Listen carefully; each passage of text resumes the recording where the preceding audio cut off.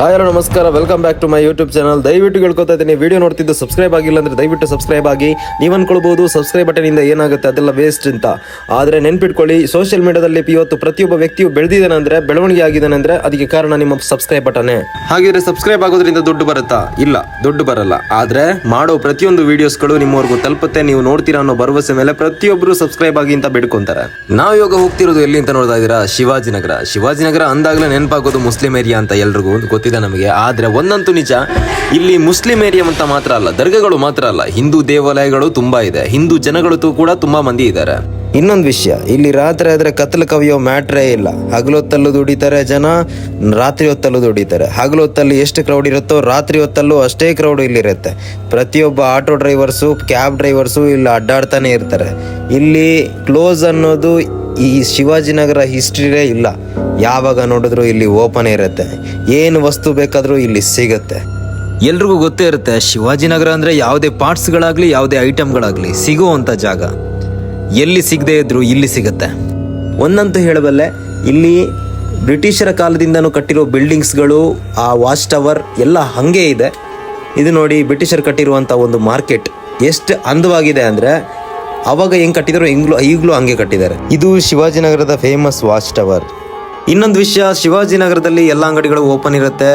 ಹೋಟ್ಲುಗಳಂತೂ 24 hours open ಇರುತ್ತೆ. ನೋಡಿ, ರಾತ್ರಿ 1 ಗಂಟೆಗೂ ಇಷ್ಟು ಟ್ರಾಫಿಕ್ ಇರುತ್ತೆ.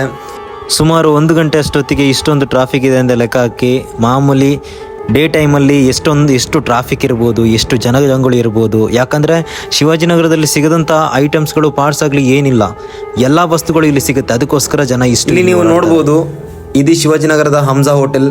ಇದು ಫೇಮಸ್ ಹೋಟೆಲ್. ಇಲ್ಲಿದ್ದು 24 hours ಇರುತ್ತೆ.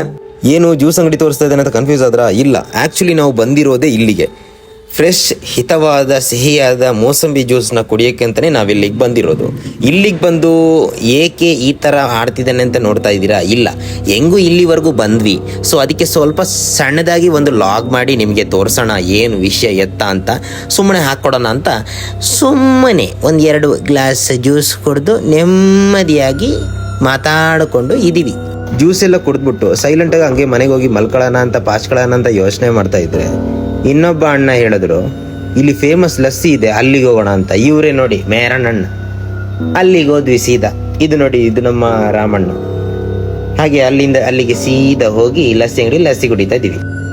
ಅಲ್ಲಿ ಫೇಮಸ್ ಲಸ್ಸಿ ಅಂಗಡಿ ಇದೆ ನೋಡಿ, ಅಲ್ಲಿಂದ ಸೀದಾ ಜ್ಯೂಸ್ ಎಲ್ಲ ಕುಡಿದ್ಕೊಂಡು ಸೀದಾ ಮನೆಗೆ ಹೋಗುವಂತ ಹೊರಡ್ತೀವಿ ನೋಡಿ. ಸೀದಾ ಈ ಗಲ್ಲಿ ಈ ಥರ ಇರುತ್ತೆ. ಸಂದಿಗೊಂದಿಲು ಅಂಗಡಿಗಳಿರುತ್ತೆ. ಹೋಗ್ತಾ ಇದ್ದೀವಿ.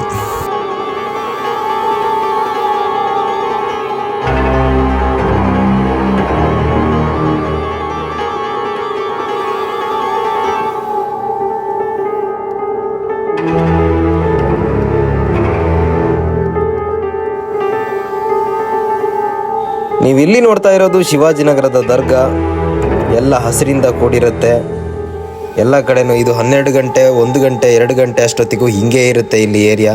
ಯಾವ ಆಟೋ ಡ್ರೈವರ್ಸ್ಗಳು ಮಲಗೋದಿಲ್ಲ, ಮಲಗಿದ್ರು ಬೇಗ ಬಂದ್ಬಿಡ್ತಾರೆ, ಈ ಥರ ಎಲ್ಲ. ಇನ್ನೊಂದು, ಬರೀ ಮುಸ್ಲಿಮ್ಸ್ ಮಾತ್ರ ಇರೋದಾ, ದರ್ಗಾ ಮಾತ್ರ ಇರೋದಾ? ಇಲ್ಲ, ಹಿಂದೂ ದೇವಾಲಯಗಳೂ ಇದೆ. ಇದು ನಮ್ಮ ಹಿಂದೂ ದೇವಾಲಯ ಕಾಣ್ಬೋದು. ಅಲ್ಲಿಂದ ಸೀದಾ ಹೊರಟ್ಬಿಟ್ಟು ಇನ್ನು ಫ್ರೂಟ್ಸ್ ಏನಾದರೂ ತಗೊಳ್ಳುವಂಥ ಒಂದು ಫ್ರೂಟ್ಸ್ ಅಂಗಡಿಗೆ ಹೋದರು. ಎಲ್ಲ ಫ್ರೂಟ್ಸ್ ಎಲ್ಲ ತಗೊಂಡು ನೋಡಿ, ನೈಟ್ 1 ಗಂಟೆ 2 ಗಂಟೆ ಅಷ್ಟೊತ್ತಿಗೂ ಎಲ್ಲ ಅಂಗಡಿಗಳು ಓಪನ್ ಇರ್ತವೆ ಅಲ್ಲಿ. ಆಮೇಲೆ ಇನ್ನೇನು, ತಿರುಗಾಡಿ ತಿಂದು ತೇಗಿ ಎಲ್ಲ ಆದಮೇಲೆ ಮನೆ ನೆನಪಾಯಿತು. ಮನೆಗೆ ಹೋಗೋಣ ಅಂತ ಮನೆಗೆ ಹೊರಟಿದ್ದೀವಿ. ಆದರೆ ಒಂದಂತೂ ನೆನ್ಪಿಟ್ಕೊಳ್ಳಿ, ಬೆಂಗಳೂರಲ್ಲಿ ಎಲ್ಲಿ ಊಟ ಸಿಗದೇ ಇದ್ದರೂ ಶಿವಾಜಿನಗರ ಮಾತ್ರ 24 hours ಓಪನ್ ಇರುತ್ತೆ.